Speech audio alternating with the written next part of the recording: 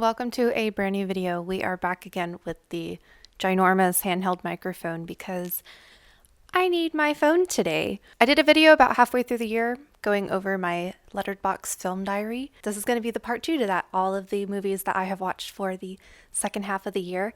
I know the year's not technically over, but I'm pretty much only going to watch Christmas movies at this point, and a lot of them. So we're going to go ahead and talk about the more serious movies. I say that jokingly because I watch a lot of non-serious movies. The movies that I watched this year are pretty much all older movies. The way that current cinema is right now is just very uninspiring to me, and it's a lot of money to go to the movies, and I really want to make that experience worth it. I have been enjoying my home theater experience with watching a lot of old films. I feel like we're also at a point in film where there are so many films that exist, it would be impossible to watch them all. July was probably the month where I watched the most amount of films. I think that just sort of happens during the summer. I started July off with watching Independence Day for the 4th of July.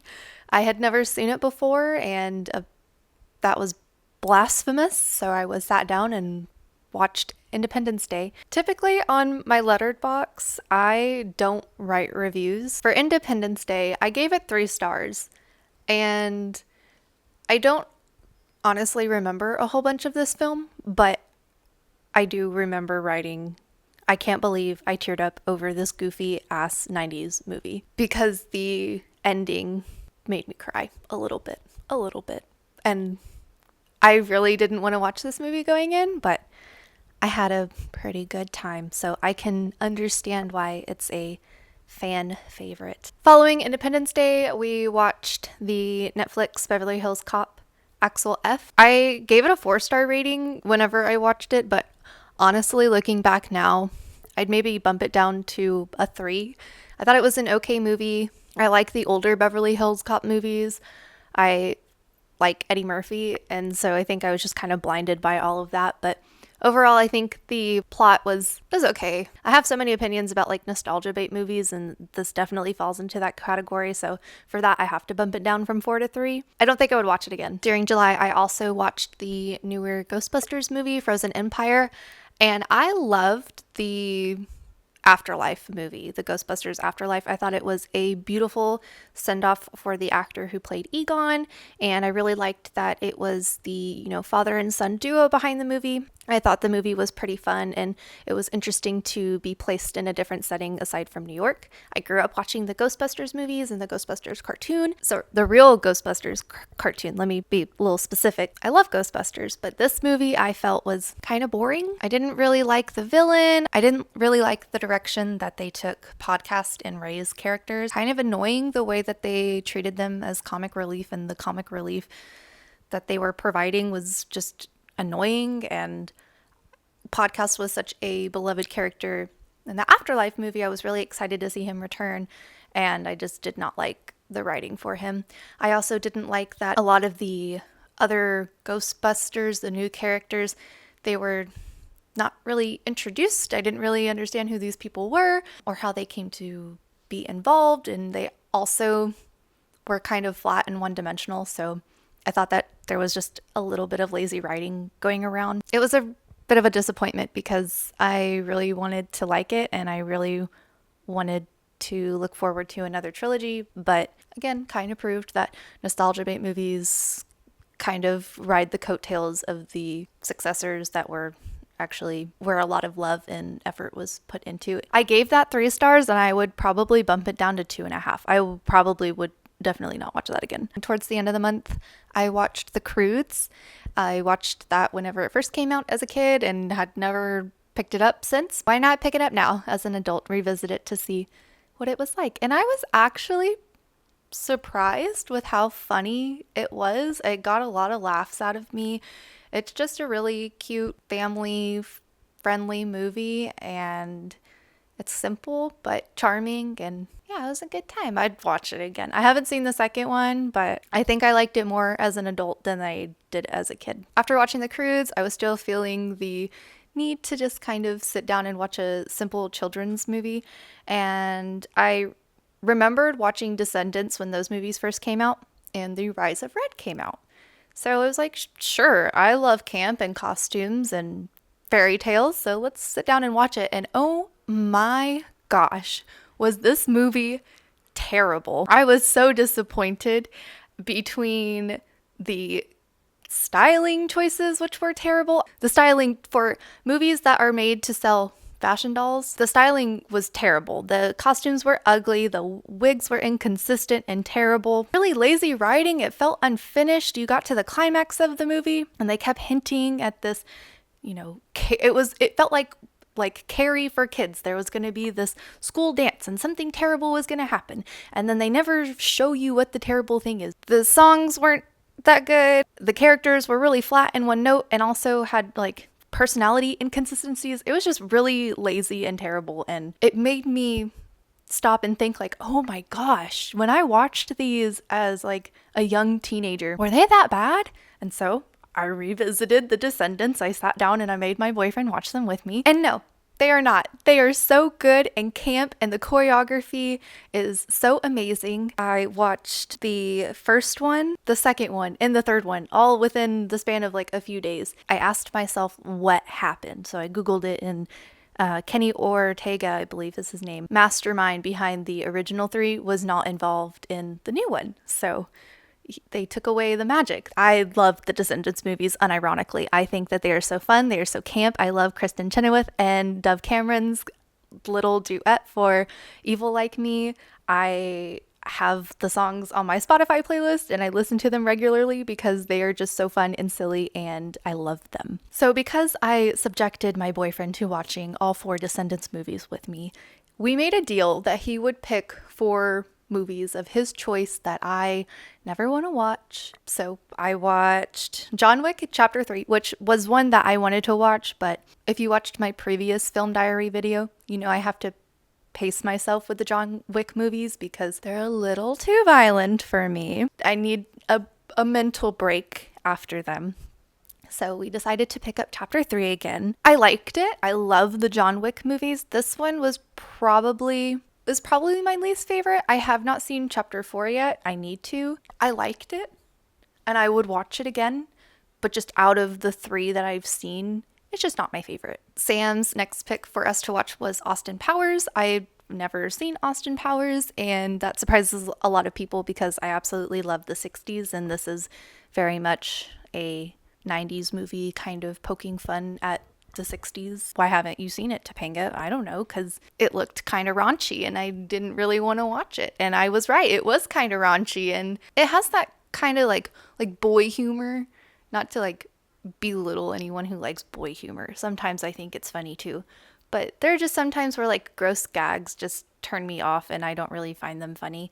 And this was just one of those movies. I gave it 2 stars. I probably wouldn't watch it again. Moving into August, I did go to the movie theater in August to see Deadpool and Wolverine because I love X-Men and I was so excited to see Hugh Jackman on the screen again as Wolverine. I stand by that the Fox X-Men movies are terrible. They are horrible, but I love them. I love them because they so badly did not want to be superheroes, and it just makes them something special. But I was so excited to see him in the yellow suit. I loved the X-Men cartoon, and to finally see him in yellow was just really, really exciting. I really liked the Deadpool movies, so I thought that the team up was really fun, and I've been waiting for them to introduce the X-Men onto the screen for the freaking MCU, and it was fun. I don't know what I was expecting from it except just like a fun time because that's what the Deadpool movies are. There were certain moments in the film where like it's the part where Chris Evans is revealed as Johnny and not Captain America, which is who they want you to think he is when he first shows up. But like right away I was like they're trying to trick us, and I know he's gonna be Johnny and he's gonna say flame on, which is, you know, cool and nostalgic. But it like I saw where they were going and it kind of ruined that surprise for me. I thought Cassandra was a really interesting villain. I liked the special effects that they did with her fingers. That was really creepy. I think this movie really angered me with her character because she's one of those villains that is fun to hate. My like one qualm with her is that I wish they would have done a better job of explaining who she is, because in the comics she's like she's a character that you have to sit and explain, because it's really weird how she's Charles' twin. That's like a very oversimplification of who she is. I don't know if that's where they're taking it in the cinematic universe, but it was just very kind of like glossed over, and I wish they would have kind of made it a little more complex and weird. Whatever, that's just my opinion. At the end of August, Sam and I sat down to watch The Mist, which is based off of the Stephen King book. I've never read a Stephen King book. I don't claim to be a super fan. I've seen The Shining and I've seen a couple other Stephen King movies. So I was like, sure, this will be fun. It was not fun. Sam and I very much love movies where humanity is just, we are at the bottom of the food chain, but the indomitable human spirit makes us rise. Like, we just love that. It's very hopeful and optimistic, and it just makes us feel good. And I was waiting for that moment to happen, and it didn't.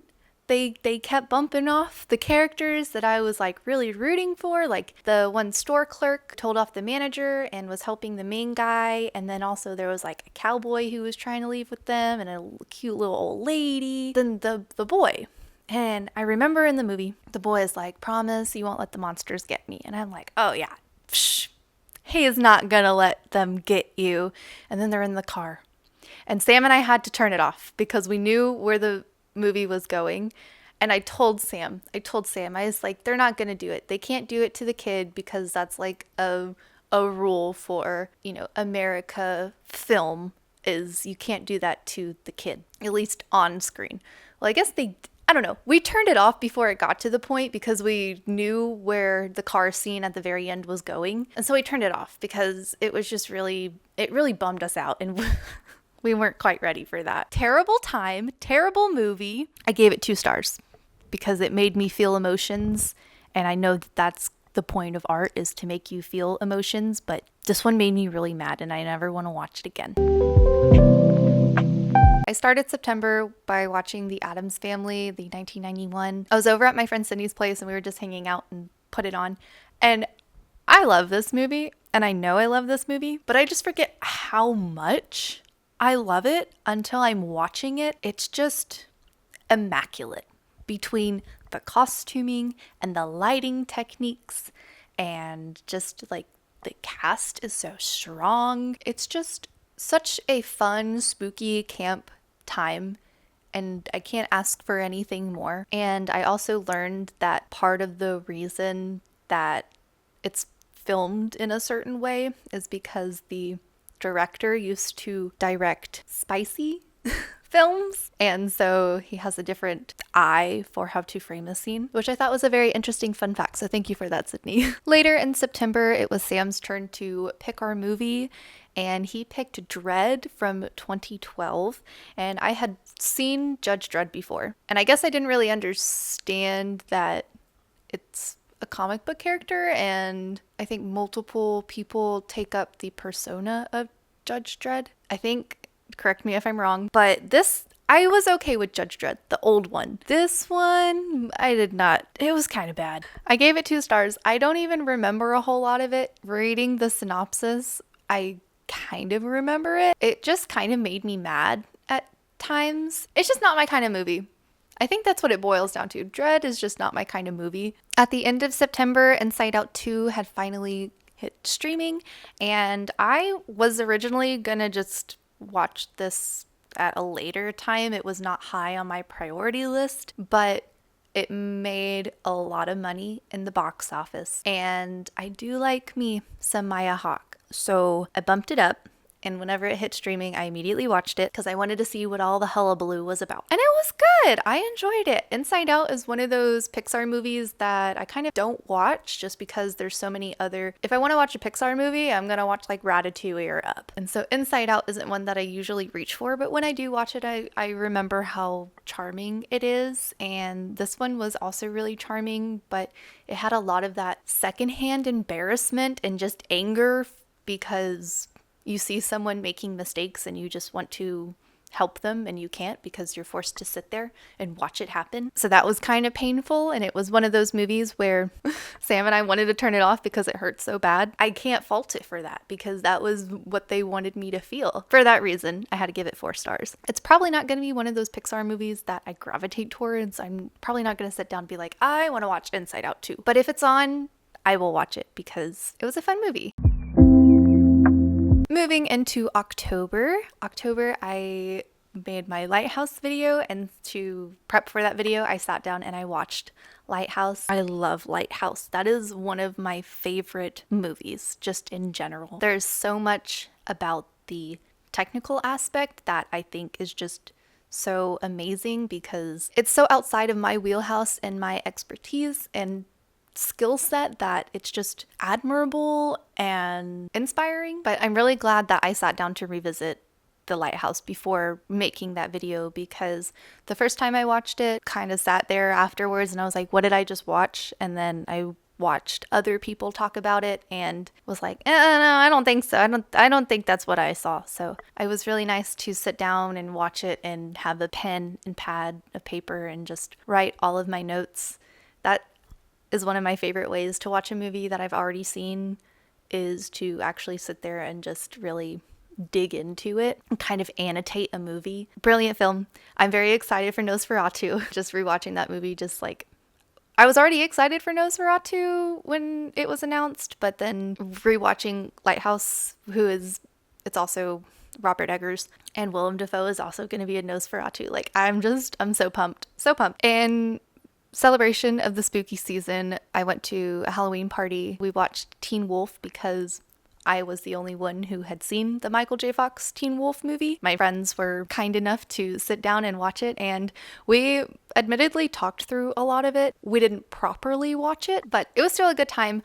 I really liked the movie when I watched it as a teenager, and watching it now, it's fine. It's very much an 80s movie, and it's like outdated tropes and whatever for the lens of someone in 2024. It's very funny, intentional reasons, and it's also funny and unintentional reasons. I also did not know that the Teen Wolf show was directly based off of the movie or kind of like a spin-off. I thought that was its own thing entirely and just had the same name. That was really interesting to learn. After watching Teen Wolf at the same party, we watched Shrek 2 because that is the best Shrek movie. The fairy godmother and Prince Charming alone make that movie the star that it is, but there's also just like a stacked cast and just a lot of really funny moments and iconic characters who are introduced for the first time. It's so good. It's so good.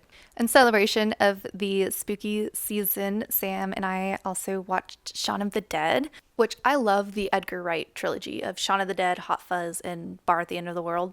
Bar at the End of the World is my least favorite. Hot Fuzz is my top favorite out of the trilogy, but Shaun of the Dead is like almost tied with Hot Fuzz just because it's so funny in the way that it makes fun of like zombie movies and their tropes in a way, and it's such a fun watch. And I love the editing style and the way that certain frames are composed. It's so clever. It's got clever writing. It's got clever camera work. At the end of October, I wanted to revisit one of my childhood favorites, and that is Scary Godmother. Scary Godmother is one of those interesting movies that I think a lot of people either loved as a kid or didn't watch it and they don't understand what's so great about it. What is so great about it is that the CG is so terribly stylized that it looks bad, but it's so good. I feel like for me it has like a lot of nostalgia built into it, so I can forgive the graphics because as an adult I see they're terrible, but when I was a kid I I looked completely past that and was just like, wow, this is amazing. That looks like the most bumpin' Halloween party ever. It's just one of those little Halloween specials that will just have a special place in my heart. To wrap up our Halloween movies, I watched for the first time, I know, terrible, Death Becomes Her. Death Becomes Her has been such a hot topic recently between the musical and also the references in Sabrina Carpenter's Taste music video with Jenna Ortega. And I love Goldie Hawn and Meryl Streep. I never sat down to watch the movie. So what better time to change that? When I tell you, I was so impressed with the special effects done for a movie that was made in 1981 or 1980, came out in 1981. I was blown away. I was blown away. The scene where she falls down the staircase and gets back up, like, ugh, the body horror in a movie that is also just so camp, iconic, amazing, spectacular. The costumes are great. The like little jabs done at like the elites of the world and how they're immortal, hilarious. Very like subtle little humor thrown in. But it's silly, it's fun. And I was surprised to see how many people think that this movie is fun but sexist. And if you think this movie is sexist, then you're honestly missing the point of the film. And maybe one day I will sit and have a whole video, like my Lighthouse video about Death Becomes Her, because I could just gush about this movie all day long. And here we are in November, where I watched the Casa Bonita documentary where Trey Parker and Matt Stone bought it and showed the process of bringing it back to life. And I am very picky when it comes to documentaries. I don't typically like to watch them to feel persuaded to feel a certain way. I like documentaries for the sake of documenting.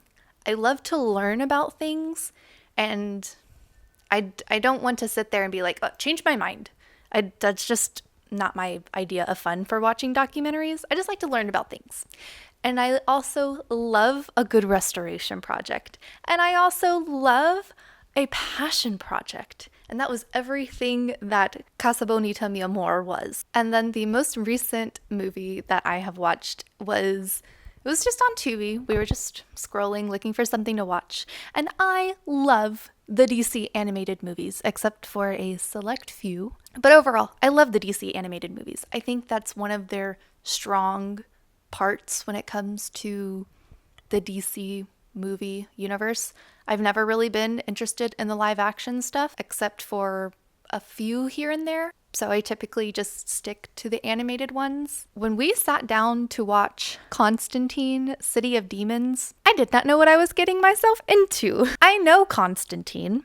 I know what he's about. I've seen him in the other movies. But I guess those are just a bit more lighthearted, that when he's by himself, oh my gosh. I was not prepared for the gore. I was not prepared for, I was just not prepared for that. I did not like this movie. I would not watch it again. I would not recommend it to somebody. And it's not just because of the gore. The gore, that's whatever. I can handle animated gore a little bit better than live action. But there were still times where I was like, I am looking away because this just makes me really sad. And that was how I left feeling that movie. It was very gross and very sad, and it didn't even have a rewarding ending. And a lot of the story was just kind of all over the place with the writing and the plot. And then there were also pacing issues, and I kept hitting the button to see like how long we had until we were done with the movie. And I know I could have turned it off, but I wanted to see it through, and I wish I kind of just turned it off. Those are all the movies that I've watched in the past 6 months or so. I have a watch list, which I'll put here, and you can kind of see the sort of stuff that I have on my watch list. But I think for the most part, I'm gonna stick to watching a lot of older films that I've seen before and films that I've never seen before, because again, there are so many movies that I haven't seen. There are older movies that came out in the 50s that are just breathtaking and have a lot of film history to them that I feel I need to watch and study. And then there are also movies from the 80s and the 90s that I've just never seen before that my parents love, and they're like, well, you haven't seen that? And I was like, no, you never showed it to me. But those are the kind of movies that I'm really interested in. I've kind of looked at the lineup for what's supposed to come out next year, and between the Minecraft movie and the live action How to Train Your Dragon, I'm not very confident that I'm going to like a lot of the movies that are going to come out next year. I have no problem with movies based off of IP, but when there's no love put into them, it makes me disinterested. Not to get on my soapbox or whatever, but I'm just not inspired to go to the movies. I'm not inspired by what's being created, aside from a select few. Nosferatu, I cannot wait, but it's really disheartening. So I'm trying to fill that sadness with movies that are beautiful and have so much care put into them and aren't a cash grab. That's kind of where I'm at with what I'm looking for out of movies. If you have any recommendations based off of my to watch list, I'd love to hear them, because my watch list is honestly kind of small and I have a goal to really work through it this next year so that way I can make room for new movies. But yeah, that's all that I have for you today. I hope that you enjoyed and just had fun sitting and talking about movies. I'd love to hear what your favorite movie of the year was that you watched. It doesn't have to be like a new movie that came out, just something that you watched this year, and also the worst movie that you watched. And if you watched any of the films that I watched and disagree with my opinions, please let me know, because it's okay if we got something different out of a movie. We're humans, we have different interests and likes and opinions, and that's okay. But until next time, if you want to see more of my face, you can subscribe, leave a like. It really helps push my videos out to reach more people. And yeah, I'll see you next time. Bye.